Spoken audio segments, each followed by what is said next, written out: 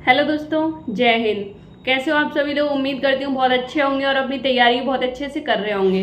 दोस्तों, अब आपके एग्ज़ाम के बस 15 दिन बचे हैं, तो मैं उसी बारे में बात करूँगी कि आपको 15 दिन में क्या करना चाहिए और क्या नहीं करना चाहिए। जब मैं प्रिपरेशन करती थी तो मैं जैसे कि लास्ट दिनों में क्या करती थी, क्या नहीं करती थी, उसी के बारे में प्रैक्टिकल नॉलेज दूंगी मैं आपको।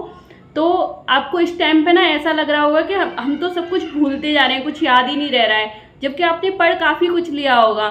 तो आपको ऐसा लग रहा होगा ये भी याद नहीं है, वो भी याद नहीं है। तो ये होता है, सबके साथ होता है, कोई घबराने की ज़रूरत नहीं है। आपको सब कुछ याद है, आप रिवाइज करोगे, आपके एग्जाम में वो सामने आएगा तो आपको ज़रूर वो रिकॉल हो जाएगा। और हाँ, वो वाली वीडियो ज़रूर देख लेना, मैंने ट्रिक के ऊपर बनाई है, MCQ वाली ट्रिक के ऊपर बनाई है। वो ऐसे ही तुक्का नहीं लगाए, वो साइंटिफिक मेथड और प्रैक्टिकल नॉलेज है उसमें। वो वाली वीडियो आप ज़रूर देख लेना। तो आपको ना अपने टाइम इस टाइम पे बिल्कुल भी वेस्ट करने की ज़रूरत नहीं है। 15 दिन है आपके पास, बहुत इंपॉर्टेंट है।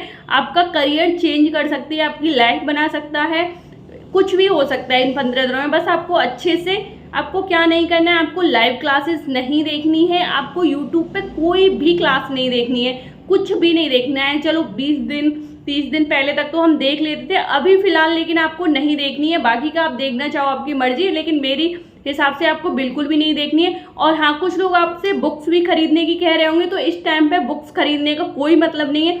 जो आप खरीद चुके हो, जैसी भी खरीद चुके हो, आपको बस वही करनी है। बहुत लोग मुझसे बोलते हैं कमेंट में कि जीके में हम क्या पढ़ें, तो मैं उनको नई बुक रिकमेंड नहीं कर सकती। तो इस टाइम पे हम कुछ पढ़ नहीं सकते। जो आपने पढ़ लिया है जीके में, आप ये कर सकते हो, जो आपने जैसे कि मॉक टेस्ट लगाए हैं वो आपने लिखे होंगे कहीं ना कहीं। मैंने आपसे कितनी बार बोला था लिखो लिखो, तो उन्हें रिवाइज करिए आप। और जो प्रीवियस ईयर में आए हुए हैं, पुलिस के जितने भी एग्जाम्स में आए हुए हैं, उन्हें सबको आपको लगाना है, हर सब्जेक्ट में लगाना है, ये आप कर सकते हो।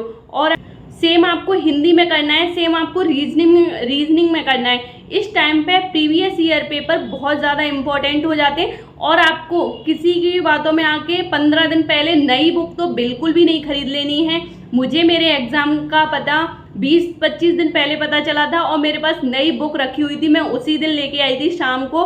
और मॉक टेस्ट की थी, वो ऐसी भी नहीं थी कि पढ़ने वाली हो, लेकिन मैंने वो बुक नहीं लगाई थी क्योंकि मुझे उस टाइम पे वो रिवाइज करना था। जो आप पढ़ चुके हो ना, 1-2 साल से जो भी तैयारी कर रहे हो, अगर आपने वो रिवाइज नहीं किया और अगर आप नया नया पढ़ने के चक्कर में रहे ना, पूरा सब खत्म हो जाएगा, पिछला वाला भी खत्म हो जाएगा और नया वाला तो दिमाग में घुसेगा ही नहीं। तो आपको जो आप पढ़ चुकी हो, जिन भी बुक से पढ़ चुकी हो, जो भी आप मॉक टेस्ट लगा चुकी हो, उन्हीं को बार बार लगाइए। जो भी आप जैसे कि प्रीवियस ईयर लगा चुकी हो, उन्हें ही बार बार लगाइए। और नई बुक आपको नहीं खरीदनी है, नई बुक खरीदनी है, ना यूट्यूब से पढ़ना है, ना ही लाइव क्लासेस लेनी है। आपने जो नोट्स बना लिए हैं वो सफिशियंट हैं, उन्हीं से एग्जाम आएगा। जो जिनका भी मैथ कमजोर है, मैथ के मैंने बहुत बार बोला है कि 100 क्वेश्चन इस चैप्टर से लगा लो, इस चैप्टर से लगा लो, तो बहुत ही बेसिक मैं उम्मीद करती हूँ उनके पास 100 200 क्वेश्चंस का हर चैप्टर का कलेक्शन होगा। तो उन्हीं क्वेश्चंस को आप 5-6 बार लगा दो, आपके ज़रूर मैथ में 10 से 12 क्वेश्चन सही हो जाएंगे। और आप जितनी ज़्यादा से ज़्यादा प्रैक्टिस करोगे ना, उतने ही आपके मार्क्स से अच्छे आएंगे। एक बात बताना चाहूँगी, मॉक टेस्ट में जो भी हम MCQ बेस्ड जो भी एग्ज़ाम्स देते हैं ना, कोई भी हम नया जो भी क्वेश्चन आता है तो हम उसे अटेम्प्ट कर ही नहीं सकते, हम उसे एग्जाम में सही कर ही नहीं सकते। हम केवल उन्हीं क्वेश्चंस को सही कर सकते हैं जिनकी हमने प्रैक्टिस कर रखी होती है। तो आपको प्रैक्टिस मैक्सिमम से मैक्सिमम करनी है।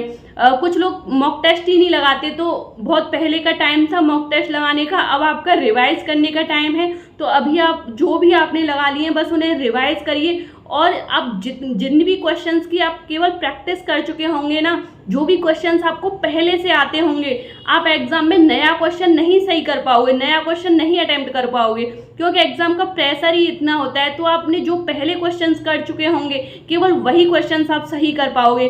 तो कोशिश करिए मैक्सिमम से मैक्सिमम MCQ बेस्ड क्वेश्चंस आप प्रैक्टिस कर लो घर पे, चाहे वो कुछ भी हो, चाहे रीजनिंग हो, रीजनिंग में आप प्रैक्टिस करो। रीजनिंग में आप बोलते हो कि हमारा सिलेबस कंप्लीट है लेकिन हमारे स्कोर इंक्रीज नहीं हो रहा है, प्रैक्टिस की कमी है। मैथ हर चीज़ में आपका सिलेबस कंप्लीट है, स्कोर इंक्रीज नहीं हो रहा है, आप प्रैक्टिस नहीं कर रहे हो। बस आप प्रैक्टिस करिए, केवल उन्हीं क्वेश्चंस को आप सही कर सकते हो जो आपने प्रैक्टिस कर रखे होते हैं। और हाँ, जो आप मॉक टेस्ट लगा रहे हो ना, उसमें मैक्सिमम से मैक्सिमम अटेम्प्ट करने की कोशिश करिए। मतलब उससे मत घबराइए कि हमारा नेगेटिव मार्किंग है। नेगेटिव मार्किंग 1/4 की, आपके 4 क्वेश्चन गलत होंगे तब आपका 1 सही कटेगा। उससे घबराने की कोई ज़रूरत नहीं है। आप 100 क्वेश्चन सही कर देते हो, आप मान लेते हो कि हमारे 200 नंबर आ जाएंगे, लेकिन ऐसा नहीं है। हम कितनी भी एक्यूरेसी के साथ कर लें, फिर भी हमारा 10-20 क्वेश्चन गलत हो ही जाते हैं, 10-15 क्वेश्चन गलत हो ही जाते हैं, चाहे कितना भी सही कर लो आप। तो आपको मैक्सिमम से मैक्सिमम अटेम्प्ट करने की कोशिश करनी है। कुछ क्वेश्चंस में आपको तुक्का भी लगाना पड़ेगा, 50-50 भी करना पड़ेगा, एलिमिनेट भी करने पड़ेंगे ऑप्शंस। तो आप उस वीडियो को ज़रूर देखना, उसमें मैंने बहुत अच्छा तरीका बताया है आपको। और आपको मैक्सिमम अटेम्प्ट करनी है, आपको प्रैक्टिस करनी है, बस यही लास्ट टाइम पे वो है। और अब बस आप अपनी मेहनत करते रहिए। मैं दिल से चाहती हूँ कि आप सबका सिलेक्शन हो जाए। उम्मीद करती हूँ आपके लिए वीडियो हेल्पफुल रही होगी। अगर वीडियो पसंद आई हो तो वीडियो को लाइक करना, चैनल को सब्सक्राइब करना। मिलते हैं अगली वीडियो में। Thank you.